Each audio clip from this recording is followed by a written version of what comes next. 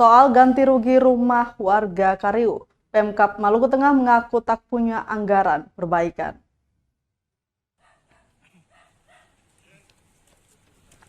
Bupati Maluku Tengah Tuasikal Albua mengungkapkan Pemkab Maluku Tengah saat ini tidak punya anggaran untuk ganti rugi 211 unit rumah warga desa Kariu, Kecamatan Pulau Haruku yang terbakar saat bentrok pada 26 Januari 2022 lalu.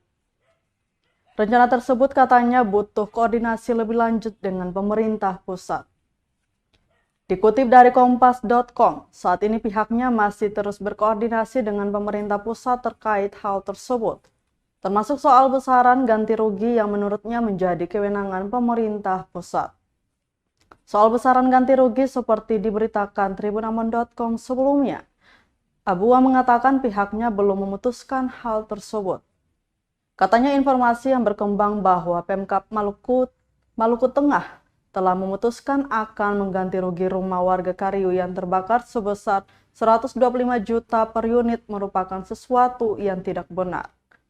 Abua mengatakan munculnya kabar terkait biaya pergantian tersebut sebenarnya muncul saat pembahasan di DPRD Maluku beberapa waktu lalu.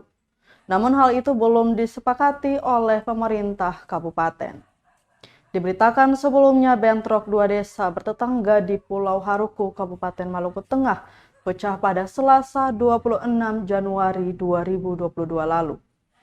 Akibat insiden itu, 3 warga meninggal dunia, 4 luka-luka termasuk seorang anggota polisi dan 211 unit rumah warga terbakar, sehingga menyebabkan seluruh warga Kariu mengungsi dari desa mereka. Bentrokan itu juga menyebabkan puluhan sepeda motor dan mobil milik warga terbakar. Selain itu, ribuan tanaman umur panjang warga seperti cengkeh dan pala juga ditebang.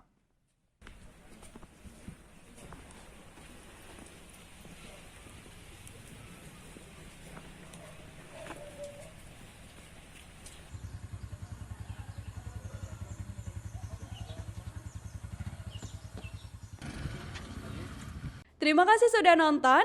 Jangan lupa like, subscribe, dan share ya.